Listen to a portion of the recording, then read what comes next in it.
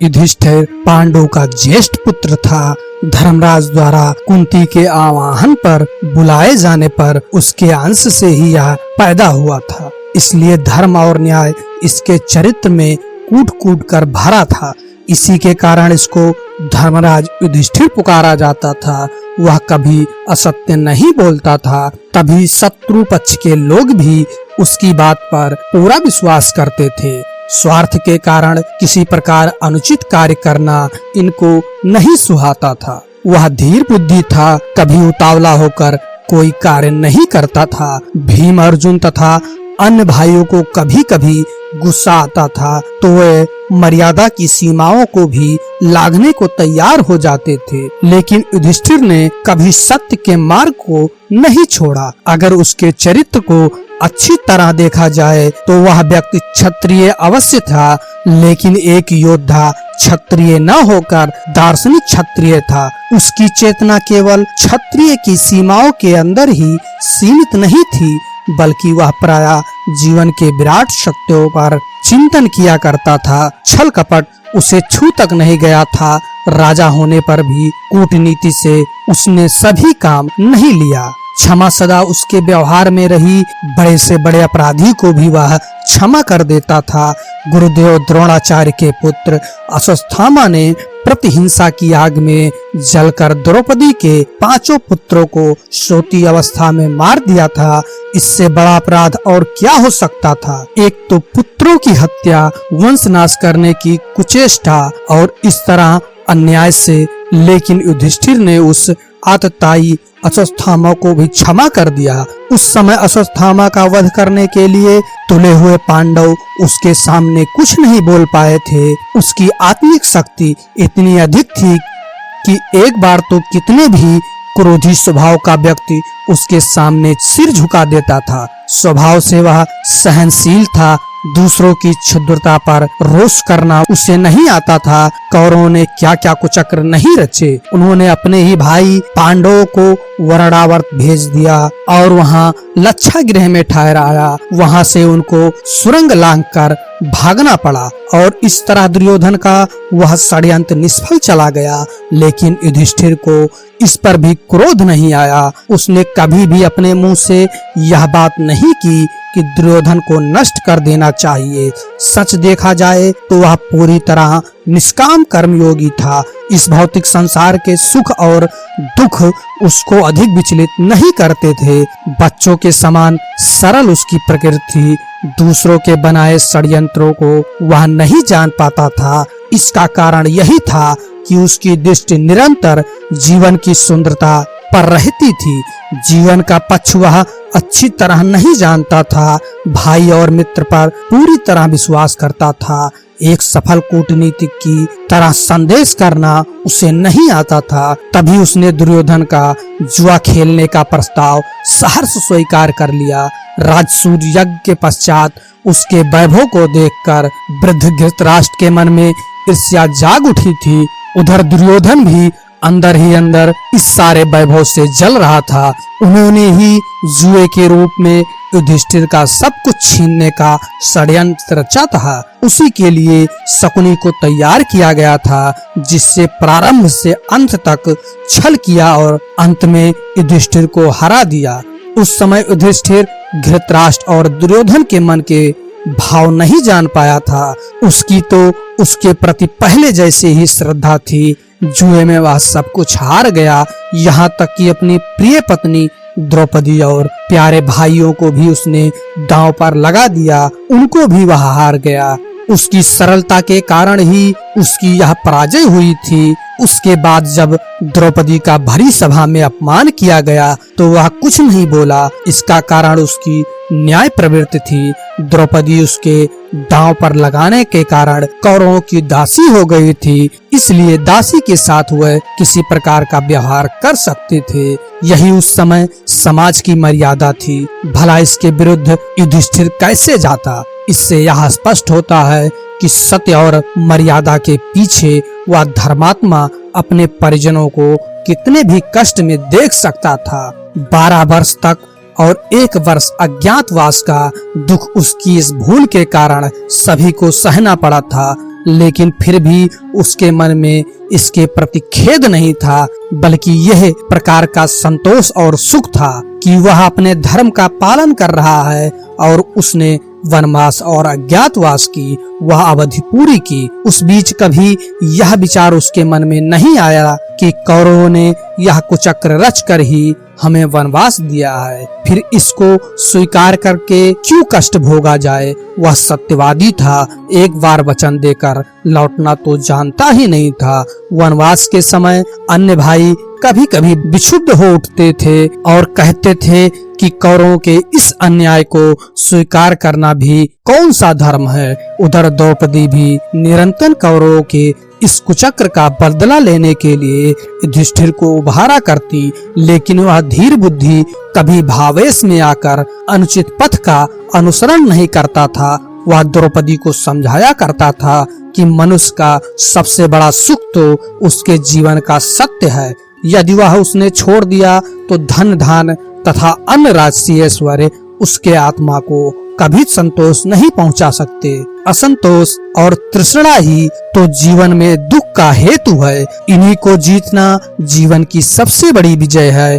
इस दृष्टि से युधिष्ठिर विजयी था। उसका चेहरा सदा प्रशांत भाव से खिला रहता था। उसके इसी गुण के कारण ही सभी उसकी आज्ञा मानते थे। उसने अपने चरित्र से पूरी तरह सिद्ध कर दिया था कि महात्मा ही इस संसार में पूज्य है। बाकी अन्य बड़े से बड़े सम्राट भी अपने कार्यों के द्वारा घृणा के पात्र हो जाते हैं। महात्मा ही अमर होता है, अन्य सभी को काल निगल जाता है और शीघ्र ही उनकी स्मृति मिट जाती है। देखा जाए तो महाभारत का प्रमुख पात्र युधिष्ठिर ही है, जो अपने युग की सीमाओं के भीतर रहकर भी जीवन के विराट सत्यों की ओर पूरी तरह सजग रहता है। अन्य कोई पात्र इस गौरव को नहीं पहुंचता। वही था जिसने कुत्ते को भी स्वर्ग का अधिकारी बनवाया था। समाजगत भेदभावों को वह छोटी परिधि के सत्य मानता था, तभी तो उसने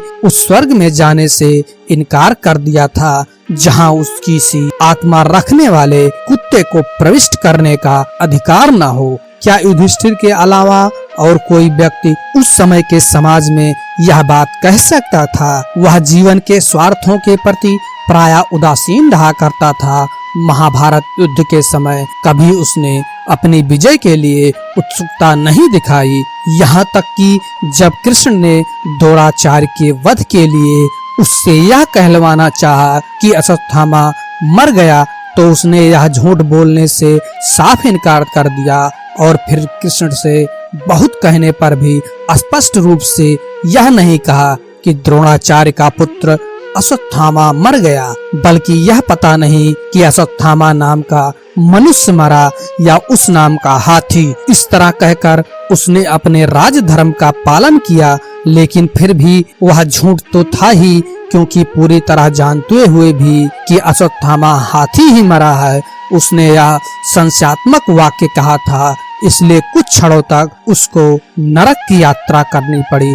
बस इसी स्थल पर हम उसकी थोड़ी सी शिथिलता पाते हैं, नहीं तो वह अपने जीवन के आदर्शों पर एक चट्टान की तरह दृढ़ था। क्षमा उसके का आदर्श था। बिना शत्रु मित्र का विचार करके वह सभी को क्षमा कर दिया करता था। जिस समय गंधर्वराज चित्रसेन दुर्योधन आदि को बांध लाया था, तब युधिष्ठिर ने प्रार्थना करके उनको छुड़वा दिया था। गंधर्वराज ने बार बार कहा था कि उसने दुष्ट दुर्योधन को पांडवों के हित के लिए ही बंदी बनाया है, लेकिन क्षमाशील और उदार प्रवृत्ति वाला युधिष्ठिर वनवास का यह कष्ट पाते हुए भी दुर्योधन के प्रति भ्रातृत्व का भाव रखता था और उसने चित्रसेन से प्रार्थना करके दुर्योधन को मुक्त करवा दिया। इसी प्रकार जब एक चक्रा नगरी से पांडव आ रहे थे, तो रास्ते में अंगारपूर्ण गंधर्वराज से अर्जुन की मुठभेड़ हो गई। युद्ध की तैयारी हो गई, लेकिन युधिष्ठिर ने ही अंगारपूर्ण को क्षमा कर दिया और अर्जुन को आज्ञा दी कि गंधर्वराज को किसी प्रकार की हानि नहीं पहुंचाए। इस प्रकार युधिष्ठिर के कहने से ही वह झगड़ा थम गया। युधिष्ठिर को क्रोध प्रायः बहुत कम आता था, जिस समय पांडव राजा विराट के यहाँ रहकर अपने अज्ञातवास का समय काट रहे थे, उसी समय विराट के ऊपर 2 आक्रमण हुए। पहले तो उसके गोधन को लेने के लिए सुशर्मा ने उसके ऊपर आक्रमण किया, दूसरी ओर दुष्ट कौरवों ने आकर आक्रमण कर दिया। विराट तो सुशर्मा से लड़ने चले गए। कौरवों से युद्ध करने के लिए राजकुमार उत्तर बृहनल्ला नामधारी अर्जुन को अपना सारथी बनाकर ले गया, लेकिन दुर्योधन की विशाल सेना देखकर उत्तर युद्ध से भागने लगा तो अर्जुन ने उसे रोककर स्वयं धनुष लेकर कौरवों से युद्ध किया और उनको पराजित कर दिया। लेकिन नगर में लौटते ही यही घोषणा किया कि राजकुमार उत्तर ने ही यह विजय प्राप्त की है। राजा विराट सभा में बैठे हुए अपने पुत्र की प्रशंसा कर रहे थे। उस समय कंक नामधारी युधिष्ठिर ने कहा, महाराज, दुर्योधन आदि योद्धाओं को जीतना उत्तर के लिए कभी संभव नहीं है। उत्तर व्यर्थ अपनी प्रशंसा करते हैं, बृहनल्ला ही उनको पराजित कर सकता है। यह सुनकर विराट ने अपने हाथ के पंसों को खींचकर युधिष्ठिर के मुंह पर मारा, जिससे उसके मुंह से खून बहने लगा। लेकिन उस समय भी वह धीर बुद्धि क्रुद्ध नहीं हुआ। उसके स्थान पर यदि और कोई होता तो राजा विराट के इस व्यवहार को नहीं सह पाता, लेकिन युधिष्ठिर कुछ नहीं बोला। उसकी इस महानता के कारण ही बाद में यह पता लगाने पर ही कि अन्य नामधारी सभी पांडव भी यहाँ ठहरे हुए हैं, राजा विराट को अपने व्यवहार पर बड़ा दुख हुआ और उसने युधिष्ठिर से अपने घृणतापूर्ण व्यवहार के लिए क्षमा मांगी। वह बड़ा ही विनयशील था, बड़ों का सदा उचित सम्मान करता था। महाभारत युद्ध छिड़ने के पहले वह रथ से उतरकर पैदल ही भीष्म आदि गुरुजनों की वंदना करने गया था। उस समय भीष्म पितामह, गुरु द्रोणाचार्य, कृपाचार्य और मद्राज शल्य के सच्चे हृदय से उसको आशीर्वाद दिया था। उसके इस शील स्वभाव के कारण शत्रु पक्ष के महारथी सदा उसकी प्रशंसा करते रहे। युधिष्ठिर धर्म और समाज नीति को अच्छी तरह जानता था और सदा इस विषय पर चिंतन किया करता था। वनवास के समय एक बार भीमसेन एक विशाल अजगर के चंगुल में फंस गया। जब काफी देर तक वह नहीं लौटा, युधिष्ठिर उसको खोजने निकला। वहां अजगर के चंगुल में अपने भाई को पाकर उसने अजगर से भीम को छोड़ देने की प्रार्थना की। अजगर ने कहा कि यदि तुम मेरे प्रश्नों का ठीक ठीक उत्तर दोगे तो मैं तुम्हारे भाई को छोड़ दूंगा। युधिष्ठिर ने यह शर्त स्वीकार कर ली। इसके पश्चात अजगर ने धर्म और समाज नीति पर प्रश्न पूछना शुरू किया। युधिष्ठिर ने प्रत्येक प्रश्न का समुचित उत्तर दिया। इससे प्रसन्न होकर अजगर से भीमसेन को छोड़ दिया। वनवास के समय एक बार मार्कंडेय मुनि से भी युधिष्ठिर की भेंट हुई थी और उन्होंने अनेक बहुमूल्य उपदेश उनको दिए थे। महाभारत युद्ध में अपने पक्ष की विजय हो जाने के पश्चात भी युधिष्ठिर को कोई हर्ष नहीं हुआ था। स्वजनों के इस महाविनाश के कारण उसका हृदय अत्यंत दुखी हुआ था और तभी उसने समाज की मर्यादा के विरुद्ध यह सुलूक किया था कि क्षत्रिय का ऐसा क्रूर कर्म क्यों है? क्या धर्म की यह मर्यादा शाश्वत है? और तभी उसकी आत्मा बोल उठी, धर्म की गति विचित्र है। सभी ने पांडवों की विजय पर खुशी मनाई थी, लेकिन वह बार बार पूछता रहा था कि आखिर इस विजय का तात्पर्य क्या है? यह विजय किसकी है? क्या यह मानव के सत्य की विजय है? तो फिर इसमें हृदय को इतनी पीड़ा और दुख क्यों? इस प्रकार के विचार निरंतर उसके मस्तिष्क में उठते रहे और दिन प्रतिदिन अपने स्वजनों की याद करके वह अधीर रहने लगा। कुरुक्षेत्र में बहा हुआ भाइयों और पूज्यवरों का रक्त उसकी दृष्टि के सामने आने लगा। जो व्याकुलता अर्जुन को युद्ध के आरंभ में हुई थी वह उसको अंत तक रही और अंत तो काफी बढ़ गई थी। तभी श्री कृष्ण उसे भीष्म पितामह के पास ले गए थे। वे कृष्ण जिन्होंने गीता का उपदेश देकर अर्जुन को शांत किया था, युधिष्ठिर को नहीं समझा पाए। अपने धर्म युग का उपदेश वे उसको नहीं दे पाए। उन्होंने जाकर सरसैया पर पड़े भीष्म पितामह से कहा, जाति की हत्या करने के पाप से दुखी युधिष्ठिर बहुत ही व्याकुल हो रहे हैं। धर्मयुक्त उपदेश देकर उनके शोक को दूर करिए, इसलिए मैं इनको आपके पास लाया हूँ। पितामह ने राजधर्म, आपधर्म और मोक्ष के उपदेश युधिष्ठिर को दिए और अनेक तरह से उनको समझाया, लेकिन फिर भी उसके हृदय का संताप पूरी तरह नहीं मिटा। तभी तो जिस समय अंत में स्वर्गीय स्वजनों को पानी देने के लिए खड़े युधिष्ठिर के सामने कुंती ने यह भेद खोला था कि कर्ण उसी का अग्रज है, तो उसने क्रुद्ध होकर अपनी माता को ही श्राप दे दिया था कि स्त्री के पेट में आज से कोई बात अधिक देर तक नहीं टिकेगी। यदि उसको पहले ही यह पता होता तो वह कर्ण को अग्रज मानकर उसकी आज्ञा में चलता और इस महाविनाश के पाप का बोझ उसके सिर पर नहीं चढ़ता। अंत तक उसके हृदय को यह बात कष्ट देती रही। सबसे बड़ा भाई होने नाते वही उस महाभारत के भीषण संग्राम के लिए उत्तरदायित्व है। युद्ध समाप्त होते ही द्रौपदी के 5 पुत्र मारे गए। उधर अभिमन्यु पहले ही मारा जा चुका था, फिर कृष्ण के कुल में भी फूट पड़ गई थी और वहाँ भी सर्वनाश हो गया था। स्वयं श्री कृष्ण को अपेक्षित की भांति अपने प्राण त्यागने पड़े थे। उस समय उनका दाह संस्कार करने तक के लिए उनका कोई स्वजन उपस्थित नहीं था। इन सभी कारणों से युधिष्ठिर जीवन के प्रति उदासीन हो उठा। यद्यपि महाभारत के बाद कुछ वर्ष तक वह राज्य करता रहा, लेकिन कभी भी उसका चित्त प्रसन्न नहीं रहा। अनेक प्रकार के भयानक प्रश्न उसके मस्तिष्क में उठते थे और उसकी चेतना को झकझोर रख देते थे। अंत में वह जीवन से इतना ऊब गया था कि इसमें किसी प्रकार का सौंदर्य और सुख उसे दिखता ही नहीं था। जीवन रहने का लगाव उसके हृदय से मिट गया था। तभी अपने पोते परीक्षित को राज्य देकर वह अपनी पत्नी द्रौपदी और 4 भाइयों के साथ हिमालय की ओर चल दिया और वहीं उसके भाई और द्रौपदी बर्फ में गलकर मर गए थे और वह सदैव स्वर्ग गया। इंद्र और स्वयं धर्मराज उसको लेने आए थे। यह उसके पुण्य का प्रभाव ही था। पहले पहले उसे नरक में होकर गुजरना पड़ा था। वहाँ सहसा उसे अपने भाइयों तथा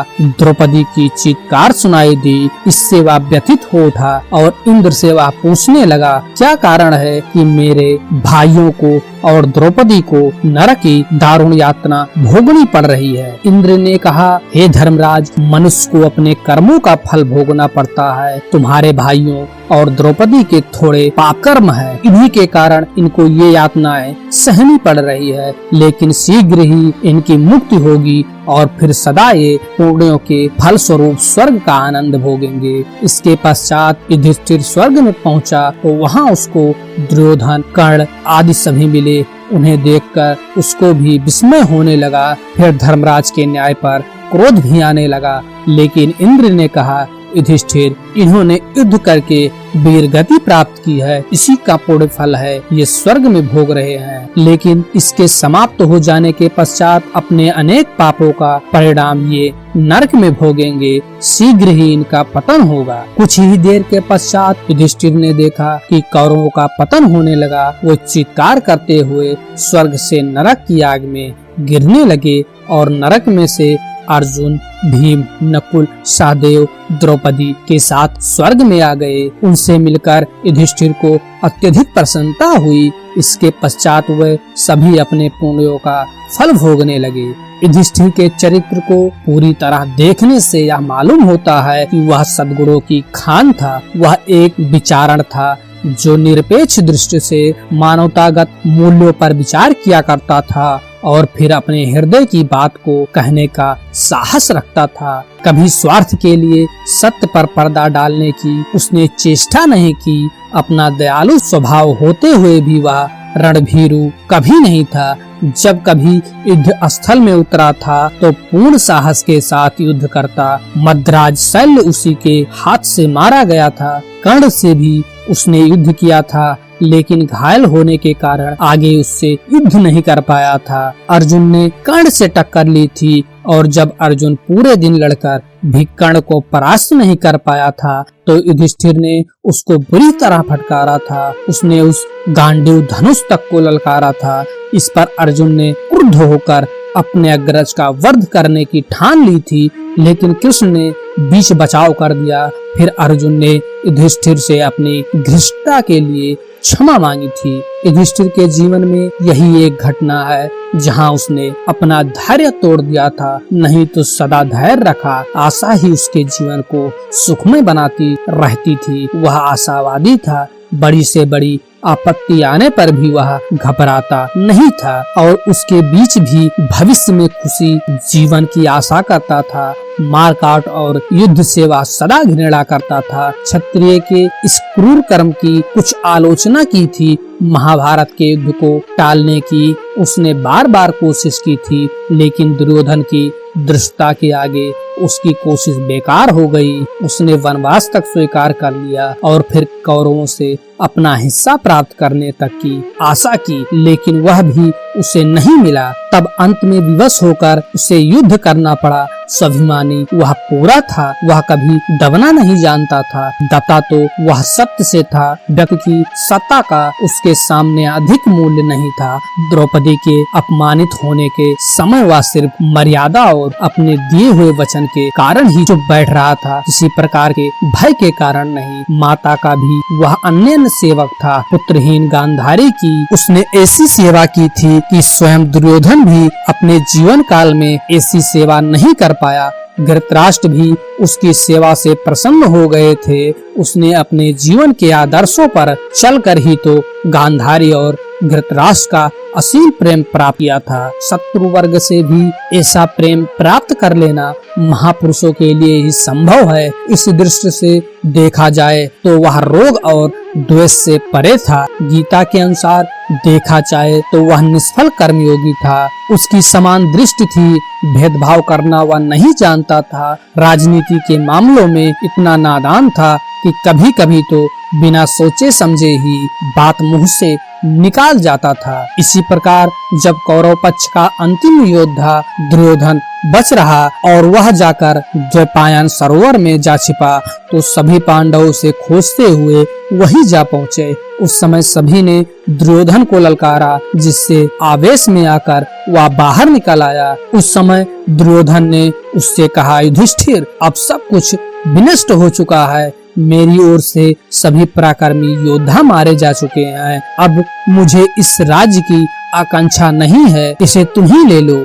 इस पर युधिष्ठिर बोला, दुर्योधन, यदि तुम इसी डर से इस सरोवर में छिप गए हो कि अकेले पर हम सभी आक्रमण करेंगे, तो सुनो, हम 5 भाइयों में से जिस एक से तुम युद्ध करना चाहो उसी से युद्ध कर लो। जो जीत जाएगा वही राज्य का अधिकारी होगा। उसकी यह बात सुनकर सभी एक साथ सकते में रह गए। कृष्ण तो सोचने लगे कि युधिष्ठिर ने सारा बना बनाया खेल ही बिगाड़ दिया, क्योंकि उस समय यदि दुर्योधन नकुल सहदेव या युधिष्ठिर से ही गदा युद्ध करने की इच्छा प्रकट करता तो उसमें से कोई भी उसे पराजित नहीं कर सकता था। यहाँ तक कि यदि भीमसेन भी कृष्ण का इशारा न समझकर वैसे ही लड़ता रहता तो दुर्योधन उसे धराशायी कर देता। कृष्ण ही वह सफल राजनीतिक थे जिन्होंने सदा पांडवों की भूलों को सुधारा और उनको ठीक सलाह देकर परिस्थिति को अपने वश में किया। महाभारत में पांडवों की विजय का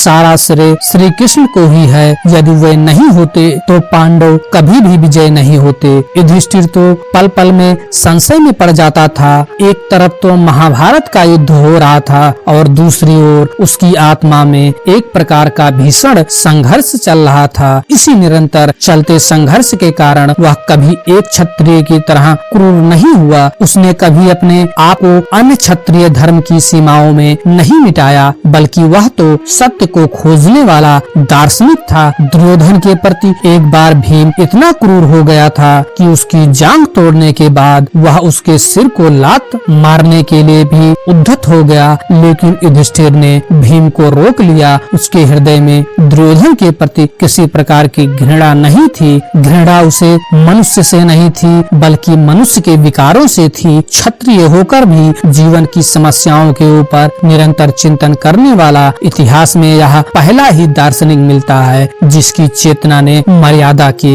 संकीर्णता को स्वीकार नहीं किया था। अंत में महाभारत के इस महान दृष्टा का जीवन संसार को यह पाठ देकर समाप्त हो गया कि धर्म की गति विचित्र है। मनुष्य जिन मर्यादाओं को सत्य और शाश्वत मानता है वह शाश्वत नहीं है। चेतना का प्रवाह पहले रहता है और उन मूल्यों में निरंतर परिवर्तन आता रहता है। महाभारत का अंत एक तीव्र विषमता और दुख में हुआ, उसी प्रकार इसका जीवन भी दुख को इस संसार में सत्य घोषित करके समाप्त हुआ। वह प्रमाणित कर गया कि मनुष्य के सुख और वैभव से भी ऊंचा मनुष्य के जीवन का सत्य है और उसी के साक्षात्कार से जीवन में सच्चा संतोष मिलता है, उसी से परलोक में स्वर्ग का सुख मिलता है। अंत में यही कहना उचित होगा कि युधिष्ठिर महाभारत का सबसे महान और उदात्त पात्र है, जिसके चरित्र के द्वारा ही महाभारत का दार्शनिक पक्ष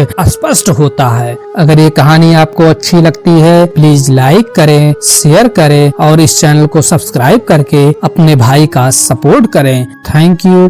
जय माता दी, जय श्री कृष्णा, जय हिंद दोस्तों।